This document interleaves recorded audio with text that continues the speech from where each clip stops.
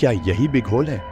प्रणय को यकीन नहीं हो रहा था कि वह इतनी जल्दी मरने वाला है, मगर हालात चीख चीख कर उसकी सर पर मंडराती मौत की ओर इशारा कर रहे थे। दम घुटता हुआ महसूस हो रहा था और बेहोशी सी छा रही थी। उसके सामने मौजीब और सुहासु जैसे बहादुर, तंत्र विद्या में पारंगत युवक भी बेबस नजर आ रहे थे। उनकी इस हालत पर हंसता हुआ वह भयानक चेहरा बिघोल का मानो मौत का ऐलान कर रहा था। जल्दी ही तुम सबका आलिंगन मौत से होगा, बिघोल ने दहाड़ते हुए कहा, और उसके बाद तुम मेरी गुलामों की फौज की शोभा बढ़ाओगे। मौत के साए में भी मौजिब और सुहासु के चेहरों पर शिकन तक नहीं थी।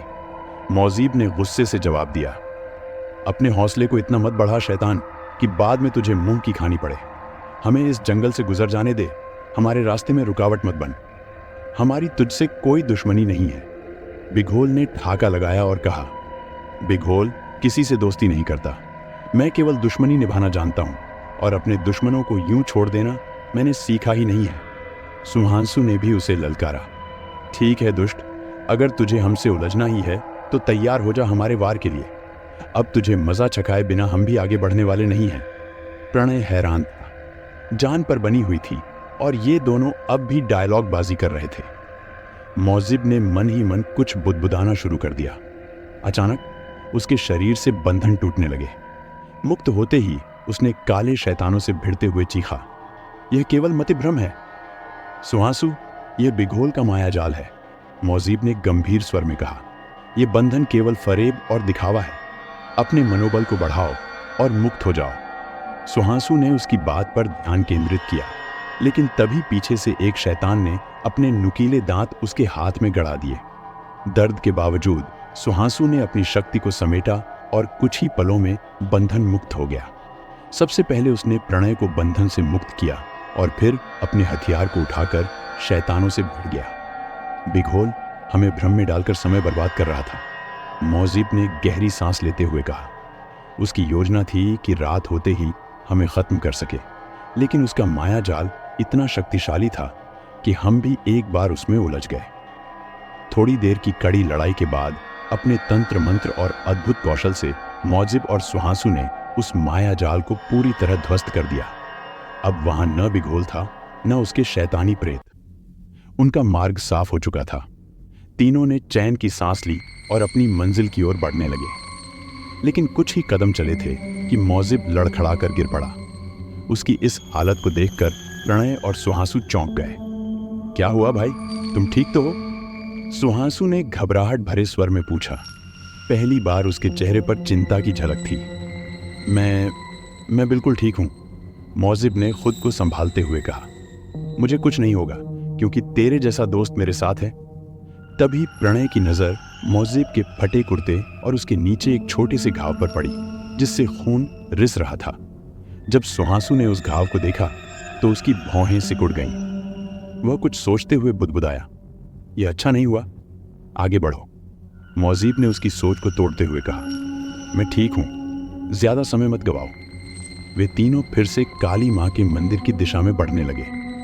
थोड़ी देर बाद बिघोल का खतरनाक जंगल पीछे छूट गया। प्रणय ने राहत की सांस ली, सोचते हुए कि कम से कम उस रहस्यमय शैतान से पीछा छूट गया। दोपहर के करीब 2 बजते बजते वे मां काली के मंदिर तक पहुंच गए। मंदिर एक ऊंची पहाड़ी पर स्थित था और बेहद प्राचीन दिखता था। उन्होंने चौखट पर शीश झुकाकर और हाथ जोड़कर मंदिर में प्रवेश किया। मंदिर अद्भुत कलाकृतियों का शानदार नमूना था। मौजिब ने प्रणय की ओर देखा और उसने उसकी ओर इशारा किया और कहा, मां के पवित्र त्रिशूल को धारण करो। प्रणय ने आगे बढ़कर मां काली को प्रणाम किया और उनका त्रिशूल दोनों हाथों से उठाकर माथे से लगाया। त्रिशूल धारण करते ही उसके मन में एक अनोखा उत्साह उमड़ पड़ा। डर का स्थान हौसले ने ले लिया था। कुछ ही देर बाद तीनों मंदिर से बाहर निकल गए। अभी वे कुछ कदम ही चले थे कि सामने से एक साधु आता दिखाई दिया। तीनों ने हाथ जोड़कर साधु को प्रणाम किया। साधु ने गंभीर स्वर में कहा, जिस जंगल की ओर तुम जा रहे हो वहां साक्षात मौत का वास है। ध्यान रहे, रात होने से पहले उस जंगल की सीमा से बाहर निकल जाना, वरना मौत ही तुम्हारा नसीब बन जाएगी। इसके बाद साधु ने अपने पास मौजूद एक यंत्र जो हाथ पर बांधा जा सकता था तीनों को दिया और कहा, यह तुम्हें दुष्ट शक्तियों से लड़ने में मदद करेगा। यह पाकर तीनों को राहत और हौसला मिला, क्योंकि बूढ़ी माई द्वारा दिए गए अभिमंत्रित धागे कब के टूट चुके थे। उन्होंने साधु को फिर से प्रणाम किया और बिघोल के जंगल की ओर बढ़ चले। इस बार माहौल अलग था। अब प्रणय कमजोर खड़ी नहीं था। उसके चेहरे पर अनोखी कठोरता और आत्मविश्वास झलक रहा था। मौजिब ने साधु का दिया यंत्र सुहासु को सौंप दिया था। करीब 3 बजे के आसपास वे फिर से बिघोल के जंगल की सीमा पर पहुंच गए। इस बार मौजिब सबसे पीछे चल रहा था। जैसे ही उन्होंने जंगल में प्रवेश किया, मौजिब के गोरे चेहरे का रंग धीरे धीरे काला पड़ने लगा। उसकी आंखें लाल अंगारे की तरह चमक उठी। एक अजीब सी बेचैनी उसके तन मन पर हावी हो रही थी। उसे महसूस हो रहा था कि कोई अदृश्य ताकत उस पर कब्जा कर रही है। सुहासु और प्रणय इससे अनजान सावधानी पूर्वक आगे बढ़ रहे थे। जंगल में चलते हुए कुछ ही समय हुआ था कि अचानक मौजिब तेजी से उनके आगे आकर खड़ा हो गया। यह सब इतना अचानक हुआ कि सुहासु और प्रणय स्तब्ध रह गए। सुहासु के मुंह से हैरानी भरे स्वर में निकला, मौजिब, तुम्हें क्या हो गया? तुम्हारी त्वचा पूरी तरह काली कैसे पड़ गई? मौजिब ने कोई जवाब नहीं दिया। उसकी आंखों में खून उतर आया था। तभी उसने अपने हाथ में पकड़े भालेनुमा हथियार को घुमाया और दोनों की ओर तेजी से फेंका। सुहासु और प्रणय ने तुरंत खुद को बचाने के लिए झटका खाया, लेकिन अब वे समझ चुके थे कि कुछ भयानक होने वाला है। बूढ़ी माई ने अचानक अपनी आंखें खोल दी। उनका चेहरा गंभीर था। नहीं, यह शुभ संकेत नहीं है। जरूर कुछ बुरा होने वाला है, उन्होंने धीमे लेकिन सख्त स्वर में कहा। उनकी बात सुनकर पास बैठी रचना बेचैन हो गई। क्या बुरा होने वाला है? उसने घबराहट भरे स्वर में पूछा। बूढ़ी माई ने गहरी सांस ली और बोली, प्रणय, मौजिब और सुहासु पर कोई बड़ा संकट आ सकता है। ऐसा संकट जिसका खामियाजा हमें भी भुगतना पड़ सकता है। यह सुनकर रचना चीख पड़ी, तो फिर आप कुछ करती क्यों नहीं? उन्हें बचाइए। लेकिन बूढ़ी माई ने कोई जवाब नहीं दिया। उनकी झुर्रियों भरे चेहरे पर एक दृढ़ता आ गई थी, जैसे वह किसी बड़े निर्णय के लिए मन बना रही हो। दूसरी ओर रचना का दिल बुरे ख्यालों से भर गया। डर और बेचैनी ने उसे पूरी तरह जकड़ लिया था। मौजिब के हाथ में थमा नुकीला हथियार तेजी से लहराया और सीधे प्रणय और सुहासु की ओर बढ़ा। उनकी सांसें थम गईं, लेकिन ठीक उसी पल वह हथियार उनके पीछे खड़े एक भयानक शैतान के जिस्म को बींध गया। शैतान एक चीख के साथ वहीं ढेर हो गया। हैरान दोनों ने पीछे पलट कर देखा। उनके पीछे एक भयानक शैतान निर्जीव पड़ा था। कुछ पल के लिए प्रणय और सुहासु को लगा था कि मौजिब पर कोई शैतानी ताकत हावी हो चुकी है और वह अब उनका दुश्मन बन गया है। लेकिन यह दृश्य उनकी सारी गलत फहमियों को दूर कर गया। फिर भी मौजिब का काला पड़ता चेहरा और लाल होती आंखें उनके मन में अनगिनत सवाल खड़े कर रही थीं। यह तुम्हें क्या हो रहा है मौजिब? मुझे कुछ ठीक नहीं लग रहा है, सुहासु ने चिंतित होकर कहा। मौजिब ने अब सच बताने का निर्णय कर लिया। तुम्हें याद है? उसने धीमे लेकिन गहरे स्वर में कहा, जब उस शैतान ने अपने नुकीले दांतों से मेरे बाजू को काटा था, उसके बाद से ही यह सब हो रहा है। धीरे धीरे मुझ में बदलाव आ रहे हैं। मुझे ऐसा लग रहा है कि मैं भी शैतान बन रहा हूं। नहीं, सुहासु चीख पड़ा, तुम्हें कुछ नहीं होगा। तुम्हारे लिए मैं अपनी जान भी दे दूंगा, लेकिन तुम्हें कुछ नहीं होने दूंगा। बचपन से लेकर आज तक हम दोनों हमेशा साथ रहे हैं। अब तुम मुझे इस तरह दगा नहीं दे सकते। सुहासु की इन बातों को सुनकर पहली बार मौजिब की आंखें नम हो उठी, लेकिन उसने आंसुओं को बाहर नहीं आने दिया। उनकी बेमिसाल दोस्ती और सुहासु के प्यार को देखकर प्रणय भी अभिभूत हो गया। कुछ समय से उनके साथ रहते रहते उसने भी अपनेपन का गहरा एहसास कर लिया था। अगर तुम्हें कुछ हुआ तो इस मनहूस जंगल को आग लगा दूंगा, सुहासु ने क्रोध से फुफकारते हुए कहा। यह सुनकर मौजिब ने उसे गले से लगा लिया। कुछ पलों का यह भावुक माहौल दिल को छू गया, लेकिन जल्द ही उन्होंने अपनी भावनाओं पर काबू पाया और आगे बढ़ने का फैसला किया। जंगल के और गहराई में जाने पर उनका सामना एक बार फिर बिघोल की शैतानी सेना से हुआ। सफेद लबादा ओढ़े शैतानों की एक बड़ी टोली उनके सामने खड़ी थी। उनकी जगह जगह काले धब्बों से ढकी चेहरों की झलक डरावनी थी। बिघोल के शैतानों ने उन्हें हर तरफ से घेर लिया था, लेकिन गुस्से से उबलता सुहासु उस वक्त उन शैतानों से भी बड़ा शैतान साबित हो रहा था। वह भूखे शेर की तरह उन पर टूट पड़ा। दूसरी ओर प्रणय के हाथ में मां काली का त्रिशूल भी कम कहर नहीं बर पा रहा था। हर प्रहार में एक शैतान ढेर हो रहा था। मौजिब अपने क्षीण होते शरीर के बावजूद हौसले में कोई कमी नहीं दिखा रहा था। आओ सातों आओ, मौजिब गरजा। आज अगर तुम्हारा बाप बिघोल भी आया तो कसम गंगा मैया की नरक की सैर करवा दूंगा उसे भी।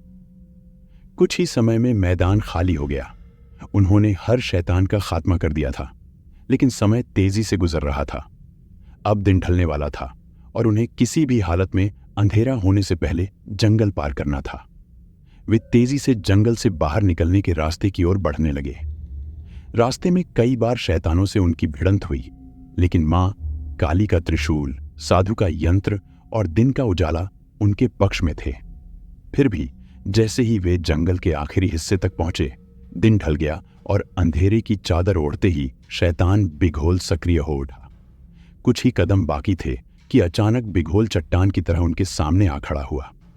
अब शुरू हुआ है मेरा समय, बिघोल गरजा, लेकिन तुम्हारा खत्म। उसे देखकर सुहासु का गुस्सा 7वें आसमान पर पहुंच गया। मेरी नजरें कब से तुझे ही ढूंढ रही थीं शैतान। आज तू मेरा ऐसा रूप देखेगा कि शैतान होते हुए भी कांप उठेगा। हा हा हा, बिघोल ने ठाका लगाया। बच्चों के मुंह से बड़ी बड़ी बातें अच्छी नहीं लगती। ये जंगल मेरा है और यहाँ का हर कानून भी मैं बनाता हूँ। यहाँ पत्ता भी मेरी इजाजत के बिना नहीं खड़कता और तू मुझे ही आंखें दिखा रहा है। लगता है बुरी मौत मरने का शौक है तुझे। ठीक है, ये ले। बिघोल ने सांप की आकृति वाले एक अचूक अस्त्र को सुहासु की तरफ उछाल दिया। इसका वार कभी खाली नहीं जाता, उसने गर्व से कहा। मौत साक्षात सुहासु के सिर पर नाच रही थी, लेकिन ठीक उसी पल मौजिब उसके सामने चट्टान की तरह खड़ा हो गया। खचच की आवाज के साथ वह अजीब हथियार मौजिब के पेट को चीरता हुआ आर पार हो गया। वहां 2 चीखें गूंजी, पहली मौजिब के मुंह से और दूसरी सुहासु के। ये तूने क्या किया मौजिब? सुहासु चीखा। मेरे हिस्से का वार अपने ऊपर ले लिया, ये ठीक नहीं किया तूने। मौजिब ने दर्द भरे स्वर में जवाब दिया। मुझे तो मरना ही था मेरे भाई। धीरे धीरे मैं शैतान बन रहा था, ऐसा शैतान जो तुम दोनों को भी खत्म कर सकता था। अब भागो तुम दोनों यहां से, इस शैतान को मैं रोक कर रखता हूं। मौजिब चिल्लाया। नहीं, तुझे यूं छोड़कर भागना कायरता होगी, सुहासु ने गुस्से में कहा। और कायर कहलाने से अच्छा मर जाना पसंद करूंगा मैं। और यहां तुम दोनों का रुकना मूर्खता होगी, यह मेरा हुक्म है। जाओ यहां से, मौजिब ने अंतिम शब्दों में दृढ़ता भरते हुए कहा और बिघोल पर छलांग लगा दी। न चाहते हुए भी प्रणय और सुहासु को वहां से जाना पड़ा। सुहासु ने जब अंतिम बार मौजिब को देखा, वह बिघोल पर टूट पड़ा था। कुछ ही देर बाद वे बिघोल के उस भयानक जंगल की सीमा पार कर चुके थे। चारों तरफ रात का घना अंधकार छा गया था, लेकिन मौजिब के दुखद अंत ने सुहासु को भीतर से तोड़कर रख दिया था। वह ऐसे आगे बढ़ रहा था जैसे उसका सब कुछ छिन गया हो। तभी उनके सामने एक विशाल चट्टान पर एक आकृति खड़ी दिखाई दी। सावधान! प्रणय ने मां काली का त्रिशूल थाम लिया और धीरे धीरे उस आकृति की ओर बढ़ा। अब तक सुहासु की नजर भी उस आकृति पर पड़ चुकी थी। वह भी प्रणय के साथ सावधानी से आगे बढ़ने लगा। अमावस्या की काली रात थी और चारों तरफ गहन अंधकार फैला हुआ था। प्रणय के मन में खौफ नहीं, बल्कि गुस्से का सैलाब उमड़ रहा था। कहीं यह आकृति कजरी चुड़ैल की तो नहीं, उसने मन ही मन सोचा। जैसे ही वे पास पहुंचे, सुहासु के मुंह से अचानक निकला, माई तुम? हाँ, वह बूढ़ी माई ही थी, वही झुर्रियों से भरा चेहरा और सफेद बाल। सुहासु ने उसे देखकर कहा, हमने मौजिब को खो दिया है माई। ये कहते हुए सुहासु ने सिर झुका लिया, लेकिन तभी बूढ़ी माई ने चिल्लाकर कहा, अब तेरी बारी है, ले तू भी मर। उसने अचानक सुहासु को पकड़कर फेंक दिया। असावधान और हैरान सुहासु चीखते हुए दूर जा गिरा। ये सब इतनी तेजी से हुआ कि प्रणय एक पल के लिए सन्न रह गया। वह समझ ही नहीं पाया कि बूढ़ी माई ने ऐसा क्यों किया, लेकिन जल्द ही वह संभल गया। त्रिशूल थामते हुए उसने उसकी ओर बढ़ते हुए कहा, तू कौन है? उसी समय वह बूढ़ी माई अपने असली रूप में आने लगी। वह कोई और नहीं, कजरी चुड़ैल थी, जिसने रूप बदलकर उन्हें धोखा देने की कोशिश की थी। अपने भयावह रूप में वह प्रणय पर झपटी, लेकिन प्रणय ने समय गंवाए बिना मां काली का स्मरण किया और त्रिशूल से उस पर वार कर दिया। त्रिशूल का प्रहार जोरदार था, लेकिन उससे पहले ही चुड़ैल गायब हो गई। हैरान और परेशान प्रणय अब इधर उधर सुहासु को ढूंढने लगा। प्रणय को अचानक कराहने की आवाज सुनाई दी। उसने दिशा का अंदाजा लगाते हुए कुछ दूर चलकर देखा तो सुहासु जमीन पर घायल पड़ा था। सुहासु! प्रणय ने उसे उठाया और सहारा देते हुए आगे बढ़ा। थोड़ी देर बाद ऊंची नीची पगडंडियों पर चलते हुए दोनों गांव की दिशा में बढ़ने लगे। बस एक बार हम गांव पहुंच जाएं, सुहासु ने धीमी आवाज में कहा। लेकिन उनकी राह में अंधकार अभी खत्म नहीं हुआ था। कुछ दूरी पर एक जगह बूढ़ी माई और एक 14-15 साल का लड़का खड़े दिखाई दिए। कहीं ये फिर से कजरी डायन का नया छलावा तो नहीं? सुहासु ने डरते हुए कहा। प्रणय अभी यह सब सोच ही रहा था कि पीछे से अचानक किसी ने उसकी पीठ पर जोरदार प्रहार किया। वह दर्द से चीखता हुआ गिर पड़ा और उसके हाथ से मां काली का त्रिशूल छूटकर कहीं अंधेरे में जा गिरा। कजरी! सुहासु चीख उठा, लेकिन इससे पहले कि चुड़ैल कुछ और करती, बूढ़ी माई ने तेजी से मंत्र पढ़ते हुए अपनी भभूत उस पर फेंक दी। भभूत का असर होते ही कजरी चिल्लाने लगी। तुम! वह गुर्राई। मुझे हराना इतना आसान नहीं है। लेकिन अब उसका सामना प्रणय के साथ साथ बूढ़ी माई से भी था। डर और गुस्से में वह चुड़ैल फिर से भागने लगी। नहीं, इस बार मैं उसे नहीं छोड़ूंगा, प्रणय ने दर्द और गुस्से को ताकत में बदलते हुए कहा। उसने अंधेरे में गिरे त्रिशूल को खोजा और उसे कसकर थाम लिया। आगे बढ़ते हुए प्रणय ने सटीक निशाना लगाकर त्रिशूल को कजरी के सिर में घुसा दिया। चुड़ैल दर्द से हलक फाड़कर चीखने लगी। उसकी चीखें सुनसान वादियों में गूंज उठीं और फिर अचानक चारों तरफ एक तेज प्रकाश फैल गया। कजरी का अंत हो चुका था। प्रकाश के लोप होते ही चारों ओर गहरा सन्नाटा छा गया। जंगल अब कजरी के आतंक से मुक्त हो चुका था। अगली सुबह रचना और गांव वालों के लिए नई खुशियां लेकर आई। रचना को प्रणय सही सलामत मिल गया और गांव वाले कजरी चुड़ैल के आतंक से आजाद हो गए। बुराई का अंत और अच्छाई की विजय, यह शब्द गांव के हर व्यक्ति की जुबान पर थे। प्रणय ने इस पूरी घटना से प्रेरित होकर एक नया उपन्यास लिखने का निश्चय किया। अगले दिन वह रचना के साथ अपने घर की ओर चल पड़ा, नई शुरुआत और सुखद भविष्य के सपनों के साथ।